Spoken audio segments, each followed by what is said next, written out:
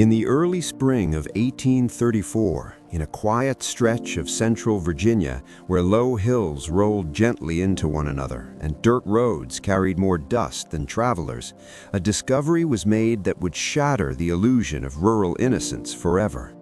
Beneath a modest farmhouse that most locals barely noticed, authorities uncovered 47 children chained in darkness. They ranged from barely 6 years old to teenagers on the edge of adulthood. Their faces were gaunt, their bodies weak, and their eyes carried a hollow stillness that unsettled even the most hardened men who saw them. The children did not look related. They spoke in different accents, some in broken English, others in languages few locals recognized. Yet, when questioned, every one of them whispered the same name through trembling lips and tears: Mother Sullivan. The official report, filed by the county sheriff and later forgotten in an archive for generations, described scenes so horrific that several officers resigned within days of the discovery. But the true horror of the case was not only what was found beneath the house, it was the realization that this nightmare had been operating openly, quietly, for more than 20 years without anyone stopping it. The woman the children called Mother was not a savior, she was the architect of their suffering. The farmhouse stood on the outskirts of a small farming settlement known as Millbrook, a community of fewer than 50 families scattered across Henrico County. Life there moved slowly and predictably. Families grew tobacco and corn, exchanged news at the general store, and gathered at a one-room schoolhouse that doubled as a church and meeting hall. Outsiders rarely passed through, and those who did saw nothing unusual about the Sullivan property. The house was a simple two-story structure with white-painted wooden siding and a broad porch that wrapped around the front. A red barn sat some distance behind it, along with a smokehouse and chicken coop. From the road, it looked like dozens of other farms across Virginia. Ezra Sullivan purchased the land in 1809 using money inherited from his father's tobacco business. Neighbors remembered him as a reserved man, polite but distant, more comfortable speaking about crops and repairs than people. What few realized was that Ezra spent years quietly expanding the basement beneath the house. While most homes had small root cellars, the Sullivan cellar stretched far beyond the footprint of the farmhouse. Local laborers were hired off and on for excavation work, always paid generously and always instructed to focus only on their assigned section. No one ever saw the full design. Ezra's wife, Constance Sullivan, arrived in Millbrook in 1811 as a young bride. She was remembered as calm, soft-spoken, and unfailingly polite. She attended church when her health allowed, dressed plainly, and was known for her supposed charity. When neighbors asked about the occasional glimpses of children on the property, Constance explained that she and her husband were caring for orphaned relatives from Pennsylvania. She said the arrangement was temporary, just until proper homes could be found. In a time when disease and death left many children parentless, the explanation felt reasonable. At the general store, Mrs. Henderson sometimes noticed small faces peering silently from the Sullivan wagon. The children never spoke, never waved. Constance always explained that they were shy and deeply traumatized. Over time, people stopped asking questions. Sympathy replaced suspicion. Every 2 weeks, Constance arrived at the store with a carefully written list and enough cash to purchase large quantities of flour, cornmeal, salt pork, molasses, and other staples. The amounts seemed excessive for a couple with no visible children, but Constance would gently remind the shopkeeper of the orphans in her care. She also bought medicines in unusual quantities, explaining that neglected children often arrived sick and weak. Her explanations were calm, consistent, and convincing. There were oddities, though. Lights burned late into the night at the Sullivan house. Sounds of hammering and construction drifted across the fields long after other farms went quiet. Ezra brushed off questions by saying he was making improvements for the children. Even the traveling doctor, called to the farm several times, never saw the children himself. Constance described their symptoms and requested specific treatments, insisting they were too frightened to be examined by strangers. No one realized that beneath their feet, beneath that ordinary farmhouse, a carefully hidden prison was growing. And it would take one brutal winter, one missing girl, and the courage of a single farmer to finally expose what had been happening in the dark for more than 2 decades. The winter of 1834 arrived with a cruelty that even longtime Virginians struggled to remember. Snow fell heavier than usual, and the cold lingered for weeks, freezing rivers and turning dirt roads into sheets of ice. For the children trapped beneath the Sullivan farmhouse, the cold was relentless. The underground chambers held damp air and little warmth, and sickness spread quickly among bodies already weakened by hunger and neglect. Yet strangely, that same winter would become the beginning of the end for the Sullivan operation. On February 23rd, a traveling merchant named Jacob Stern was making his way from Richmond toward Charlottesville when a sudden snowstorm overtook him. Visibility vanished, and the road disappeared beneath drifts of white. With night falling and temperatures dropping, Stern searched desperately for shelter. The Sullivan farmhouse, faintly visible through the snow, was the only refuge in sight. Ezra Sullivan answered the door with clear reluctance, but refusing a stranded traveler in such conditions would have raised questions. Stern was allowed inside. The evening passed in uneasy silence. Constance served a simple meal of cornbread and salt pork, speaking softly but watching her guest with constant alertness. Ezra seemed tense, flinching at small noises, his eyes darting toward the floor more than once. When Stern asked casually about the children he had heard lived on the farm, Constance replied that they were sleeping and recovering from fever. "They must not be disturbed," she said, her tone firm beneath the politeness. That night, lying on a thin pallet in the parlor, Stern heard something that unsettled him deeply. From beneath the floor came faint, muffled sounds, like crying smothered by earth and wood. At first, he told himself it was the wind forcing its way through gaps in the foundation, but the sound repeated, rising and falling in a way that felt unmistakably human. In the morning, when Stern mentioned it, Ezra dismissed the noise as the house settling in the cold. "Old homes made strange sounds," he said. Stern accepted the explanation, but he left the farm with a sense of unease that stayed with him long after the road reappeared beneath his feet. 3 weeks later, a second incident occurred, one far more tragic. A young Irish immigrant girl named Mary Catherine Flynn was traveling with her family toward Richmond in search of work. During a river crossing, she became separated from the group. Cold, exhausted, and alone, she wandered until she reached the Sullivan property as darkness fell. Constance welcomed her, offering food and a place to rest. Mary Catherine was never seen again. Her family reported her missing, and a search was organized, but the wilderness was vast and unforgiving. After days of fruitless effort, the search was abandoned. Mary Catherine was presumed dead, claimed by exposure or animals. No one suspected she had vanished beneath a farmhouse already hiding dozens of stolen children. The final warning came on April 2nd. A local farmer named William Hutchinson was hunting rabbits near the woods bordering the Sullivan land when he heard screaming.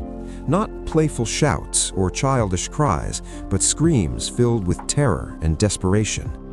The sound came from near the farmhouse, low and muffled, as if trapped underground. Hutchinson moved closer, hiding behind trees, listening as the screams came and went over nearly an hour. At one point, he saw Ezra Sullivan emerge from a side cellar door, glance around nervously, and disappear back inside. Hutchinson returned home shaken. When he told neighbors what he had heard, opinions were divided. Some insisted the orphaned children were probably troubled or ill. Others began to remember the strange details they had long ignored. The children never appearing in town, the late-night noises, the constant secrecy. Sheriff Benjamin Crawford initially dismissed the rumors as exaggerated gossip, but Hutchinson insisted on filing a formal complaint, and the law left Crawford no choice but to investigate. On April 8th, just after sunrise, the sheriff and his deputy rode out to the Sullivan farm, expecting nothing more than an uncomfortable conversation. Constance greeted them warmly, offering coffee and explanations. She showed them letters she claimed were from relatives arranging homes for the children. Everything seemed in order until the deputy stepped outside and noticed the cellar door.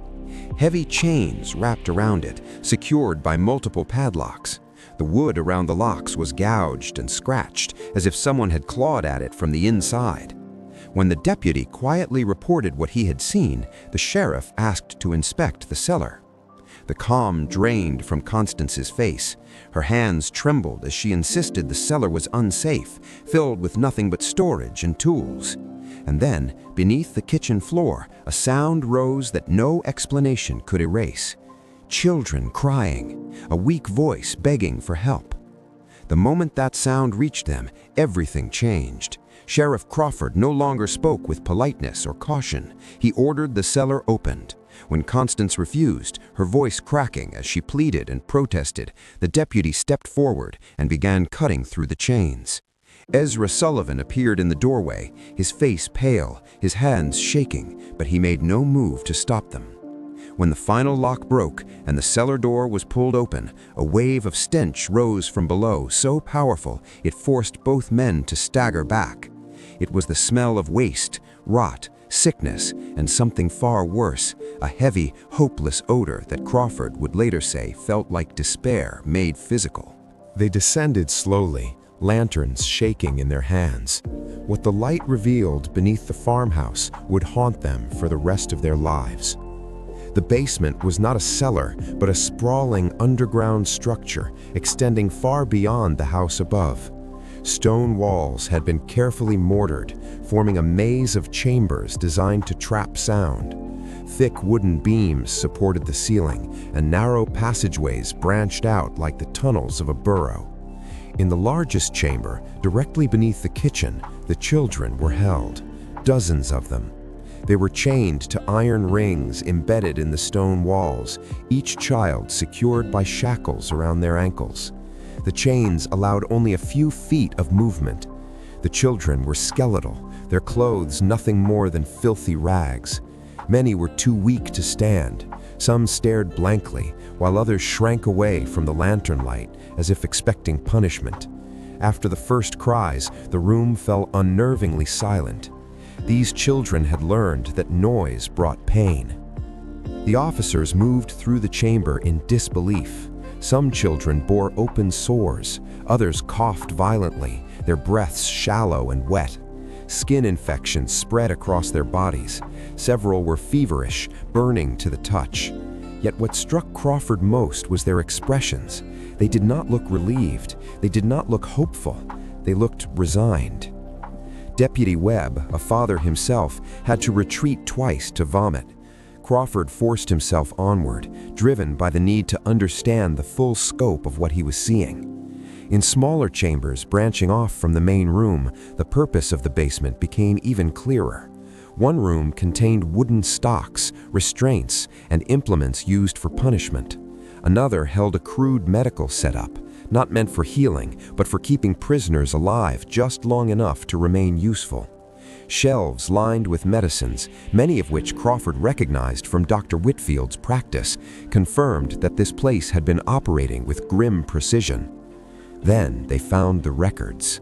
Ledgers stacked carefully on a table listed names, ages, arrival dates, and notes written in neat, emotionless handwriting. Some entries were marked with words like compliant, defiant, or weakened. Others ended abruptly. Page after page revealed that children had been arriving at the farm for over 20 years. Some were purchased from poorhouses, some were runaways, others had simply been taken. The most horrifying discovery lay beyond a narrow passage that required crawling on hands and knees. There, beneath the section of stone flooring, were shallow graves. At least 36 small bodies lay buried beneath layers of dirt and lime. Some skeletons showed signs of disease, others bore unmistakable evidence of violence. Crawford stood in that chamber longer than he should have, lantern trembling, trying to understand how many lives had ended silently beneath this house while the world above carried on as normal. By nightfall, the farm was sealed and messengers were sent to summon additional law enforcement. Constance and Ezra Sullivan were taken into custody without resistance. As word spread, the community of Millbrook was thrown into shock. Neighbors who had praised Constance's charity now struggled to reconcile the woman they thought they knew with the horror uncovered beneath her home. As investigators began interviewing the rescued children, a disturbing pattern emerged. They all referred to Constance as mother. They spoke of being told they were abandoned, unwanted, forgotten. Obedience brought slightly better conditions. Resistance brought punishment. Over time, many had come to believe that the world beyond the basement was more dangerous than the darkness they knew. And as the investigation widened, it became clear that the Sullivan farm was not an isolated evil, but a single node in something far larger, darker, and far more powerful than anyone had imagined. As the days passed, the investigation grew darker with every new discovery. What had initially seemed like a single household hiding unspeakable cruelty was quickly revealed to be part of a carefully organized system. The ledgers recovered from the basement became the foundation of the case. Each page told a story not just of suffering, but of planning. Names were listed alongside dates, conditions, and coded remarks that investigators slowly learned to interpret. Some entries ended with the word "moved," others with a simple mark that officers came to understand meant the child had not survived. Sheriff Crawford summoned Dr. Marcus Whitfield, the traveling physician who had supplied medicines to the Sullivan household for years. When confronted with the evidence, Whitfield's composure collapsed. He admitted that Constance Sullivan had always known exactly what medicines to request and in what quantities. She spoke confidently about symptoms and treatments, often using terminology that surprised him. She had asked for sedatives, fever reducers, and remedies for malnutrition with unsettling precision. Whitfield realized too late that he had been manipulated into sustaining an operation built on cruelty rather than care. Thomas Henderson, the general store owner, provided further insight. His records showed a steady increase in food and supply purchases over 2 decades. Blankets, children's clothing, medicines, all bought in bulk. What once appeared to be generosity now looked like logistics. Henderson recalled moments when Constance requested items that made little sense at the time: extra chains, lantern oil far beyond household needs, and large quantities of lime, supposedly for farm use. As more children regained strength, investigators began to hear their stories. The accounts were hauntingly consistent. New arrivals were isolated, kept alone in darkness until fear replaced resistance. Older children were sometimes given minor privileges in exchange for enforcing rules on the younger ones. It was a system designed not just to imprison bodies, but to break minds. Ezra Sullivan's role became clearer as testimonies accumulated. While Constance controlled the narrative and the psychology, Ezra enforced discipline. Survivors described him as silent and methodical, a man who carried out punishments without emotion. His constant work on the basement had never been about expansion alone. It was refinement, improving soundproofing, restraints, and control. Then came the letters. Hidden among Constance's personal papers were dozens of correspondences with individuals across multiple states. Written in coded language, they discussed deliveries, conditions, and pricing. Once deciphered, the meaning was unmistakable. Children were being bought, sold, and transferred like property. Payments ranged from modest sums to staggering amounts for the era, depending on age, health, and perceived obedience. The investigation soon extended beyond Virginia. Reports of missing children from Pennsylvania, Maryland, and the Carolinas showed striking similarities. Many of the missing came from poor families, orphanages, or situations where no one had the power to demand answers. Federal marshals were brought in, marking one of the earliest multi-state criminal investigations in American history. Among the survivors was a girl named Rebecca, believed to be around 14 years old. She had been held longer than most and possessed a sharp memory that set her apart. While others struggled to speak, Rebecca remembered everything. She recalled names, dates, conversations overheard in the basement. She described visitors who arrived in fine clothes and expensive carriages, men who inspected children with cold detachment. One visit, just weeks before the discovery, stood out in her memory. A man had examined several children, including herself, and rejected them as damaged. He left behind a letter specifying what kind of children he wanted instead. That letter bore a signature that would change the case forever. It belonged to a wealthy plantation owner in South Carolina.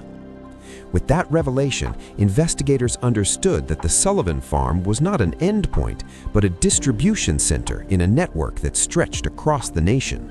And what awaited the children who were moved was even more horrifying than the basement itself. The name on that letter sent a shock through everyone involved in the investigation. The man Rebecca described was Henry Blackwood, a wealthy and well-connected plantation owner from South Carolina. On paper, Blackwood was respected, influential, and untouchable. His estate was known for its productivity, his political connections far-reaching, and his public image carefully maintained. But the letter found among Constance Sullivan's papers told a very different story. It spoke of children as assets, discussed physical traits and temperament with chilling detachment, and made clear that the Sullivan farm was only one link in a much larger chain. As authorities began digging into Blackwood's background, the scope of the crime expanded rapidly. Financial records showed that payments had flowed steadily between Blackwood and intermediaries connected to the Sullivan operation. These were not isolated transactions. They were part of an ongoing business relationship that had lasted for years. Investigators now understood why some children in the ledgers were marked as transferred. They had been sold. Federal marshals were assigned to the case and secrecy became critical. The names appearing in the correspondence belonged to men with wealth, influence, and the ability to make problems disappear. Almost immediately, pressure began to mount. Anonymous letters arrived warning investigators to abandon the case. Sheriff Crawford received veiled threats suggesting that accidents happened to men who asked too many questions. Deputy Webb was assaulted one evening while walking home, left bloodied but alive. The message was unmistakable. Despite the intimidation, the investigation pressed forward. The surviving children were moved to secure locations under guard. Armed officers protected the Sullivan farm to preserve evidence. Then, without warning, one of the most devastating blows struck the case. Constance Sullivan was found dead in her jail cell. The official ruling was suicide, but few involved in the investigation believed it. She had been scheduled to provide testimony detailing the full scope of the network, including names, locations, and methods. Her death silenced the person who knew the most. Fear rippled through the investigation team. If Constance could be eliminated, anyone could. The danger became painfully real when a young boy named Timothy, one of the rescued children who'd begun speaking to investigators, disappeared from the temporary shelter where he was being housed. He was never found. Whether he'd been taken or silenced permanently was never proven, but no one doubted the implication. Just as the case seemed on the verge of collapse, an unexpected figure stepped forward. A man named Samuel Pierce, a former overseer on the Blackwood plantation, arrived in Richmond asking to speak with federal authorities. Pierce was visibly shaken, his hands trembling as he spoke. Guilt, he said, had driven him to come forward. What he knew, he warned, would be difficult to hear. Pierce testified that Blackwood's plantation operated two separate systems. The public-facing one relied on enslaved labor, brutal but legal under the laws of the time. The second system was hidden. Isolated buildings far from the main house housed trafficked children purchased through networks like the one run by the Sullivans. These children were not used primarily for labor. They were used for experiments. Pierce described physicians visiting the plantation, men who claimed to be advancing medical knowledge. The children were subjected to deliberate infections, toxic substances, and invasive procedures without anesthesia. Their pain was recorded in ledgers. Their deaths were treated as data points. According to Pierce, dozens of children from the Sullivan Network had passed through Blackwood's hands. Very few survived. Pierce's testimony shattered any remaining illusion that the Sullivan case was an aberration. It was part of a system of exploitation so vast and so normalized among certain elites that it had operated for decades without challenge. Armed with Pierce's evidence, federal authorities prepared coordinated raids across multiple states, moving quickly to prevent the destruction of records and the disappearance of more victims. When the raids finally came, they exposed horrors that rivaled those beneath the Sullivan farmhouse. Over 100 additional children were rescued from plantations, warehouses, and remote facilities. Financial records confirmed hundreds of thousands of dollars had flowed through the network. Prominent men were arrested, including Blackwood himself, 2 physicians, and a sitting state legislator. The nation would soon learn that the evil uncovered in a quiet Virginia basement had roots stretching far deeper than anyone had ever imagined. The trials that followed exposed a side of American society many preferred to believe did not exist. Courtrooms filled with spectators who struggled to reconcile the polished appearances of the accused with the evidence laid before them. Documents seized during the raids detailed transactions that treated children as commodities. Names were reduced to numbers. Lives were measured in profit.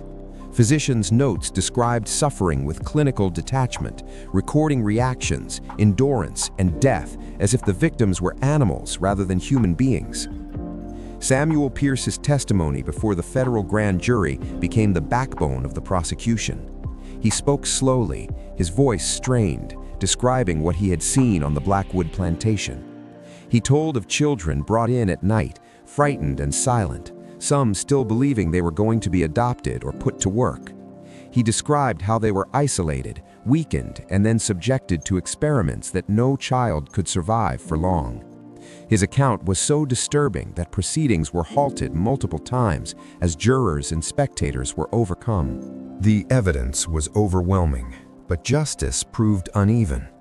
Henry Blackwood was convicted of multiple murders, yet his wealth and influence delayed his punishment for years. Appeals, legal maneuverings, and quiet political pressure kept him alive long after lesser men would have faced execution. He ultimately died in prison under suspicious circumstances, never publicly naming all who had benefited from the network. The physicians involved were stripped of their licenses and sentenced to long terms, their disgrace shaking the medical community and prompting early discussions about ethics and human experimentation. Ezra Sullivan faced a far swifter end. Found guilty of kidnapping, imprisonment, and murder, he was executed in Richmond in 1836 before a massive crowd. Witnesses reported that his final words were confession of guilt and a plea for forgiveness directed not at God, but at the children whose lives he had helped destroy. Not everyone connected to the crimes was held accountable. Several wealthy buyers fled the country. Others used political allies to avoid prosecution entirely. A state legislator identified as a frequent purchaser was censured publicly, but never charged. These failures left a bitter taste for investigators who knew the truth would never fully be brought to light. For the surviving children, freedom was only the beginning of another long struggle. Many had no memory of life outside captivity. They flinched at raised voices, feared open spaces, and struggled to trust kindness. Doctors and caretakers worked tirelessly to restore their health, but scars remained.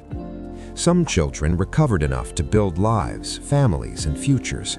Others were haunted by nightmares, illness, and despair until the end of their days. Rebecca, whose testimony had helped unravel the network, was eventually placed with a quiet Quaker family in Pennsylvania. There, away from crowds and attention, she slowly rebuilt a sense of self. She lived a long life, married, and raised children of her own, but she never again spoke publicly about the basement or the men who had inspected her like property. The Sullivan farm itself became a place no one wanted. The government seized the land, and the house was demolished within a decade. The underground chambers were filled with stone, and sealed forever. A small burial ground was established nearby for the children whose names were never known, a silent acknowledgement of lives erased before they could begin. Public reaction to the case was fierce. Newspapers across the country published detailed accounts, and outrage spread far beyond Virginia. The revelations forced lawmakers to confront uncomfortable truths about child welfare, corruption, and unchecked power. New laws were passed to regulate orphanages, monitor adoptions, and expand federal authority over crimes that crossed state lines. For the first time, child trafficking was recognized as a crime requiring national attention. Sheriff Benjamin Crawford was promoted to federal marshal and dedicated the rest of his career to protecting children. Dr. Whitfield spent his remaining years advocating for medical ethics and free care for abandoned youth, haunted by how easily he had been deceived. The phrase, "another Sullivan case," entered public conversation as a warning about trusting appearances over evidence. Yet even as reforms took shape, one truth lingered. The Sullivan operation had not been unique, it had simply been exposed. The investigation revealed how easily evil could hide behind respectability, how communities could overlook warning signs, and how vulnerable lives could be destroyed when silence replaced courage. The sealed basement in Virginia remains a reminder that history's darkest chapters are often written quietly, beneath ordinary floors, while the world above carries on unaware. The full weight of what had happened in Millbrook did not settle on the nation all at once. It arrived slowly through testimony, newspaper columns, and whispered conversations that followed people into churches, homes, and courtrooms. Ordinary citizens struggled with a terrifying realization. This nightmare had not existed in some distant wilderness. It had lived among them, hidden behind manners, charity, and familiarity. The Sullivan farmhouse had stood in plain sight for decades, and no one had truly looked beneath it. In Millbrook itself, guilt lingered long after the trials ended. Neighbors replayed old memories in their minds: the quiet children in the wagon, the strange noises at night, the explanations they had accepted because they were easier than doubt. Some residents moved away, unable to live with the knowledge of what they had unknowingly lived beside. Others stayed and spent the rest of their lives asking themselves whether one question, one visit, or one act of courage might have saved lives. Historians would later study the Sullivan case not only as an example of extreme cruelty, but as a lesson in how systems of evil sustain themselves. It was not just Constance and Ezra Sullivan who enabled the suffering. It was corrupt officials who sold children for money, respected men who looked the other way, and powerful buyers who believed wealth placed them above consequence. The case revealed how exploitation thrived when society valued reputation over accountability. The surviving children carried the truth forward in quieter ways. Some told their stories privately to doctors, caretakers, or families. Others never spoke of it at all. But their lives, fractured as they were, became living proof that resilience could exist even after unimaginable trauma. The reforms sparked by their suffering laid the groundwork for protections that would one day save countless others. The sealed ground where the Sullivan basement once existed became a place of uneasy silence. Grass grew. Seasons passed. Travelers crossed the land unaware of what rested beneath their feet. Yet for those who knew the story, the soil itself seemed heavy with memory. The echoes of chains, whispers, and muffled cries could never truly be buried. The Sullivan case stands today as a reminder that evil rarely announces itself. It often speaks softly, dresses neatly, and claims to be doing good. It depends on trust, on silence, and on the assumption that someone else would notice if something were wrong. This story endures not because of its horror alone, but because of what it demands from us: to question, to look closer, to protect those who cannot protect themselves. If this story has unsettled you, it should. These dark chapters of history are not meant to comfort us, they are meant to warn us. Evil does not disappear just because we wish it gone. It fades only when confronted by courage, vigilance, and compassion. If you believe stories like this should never be forgotten, support this channel by liking the video, sharing it with someone who values true historical mysteries, and subscribing so you never miss what we uncover next. The past still has secrets buried deep, and together we'll continue to bring them into the light. Until the next story, stay curious, stay aware, and remember that even the quietest places can hold the darkest truths.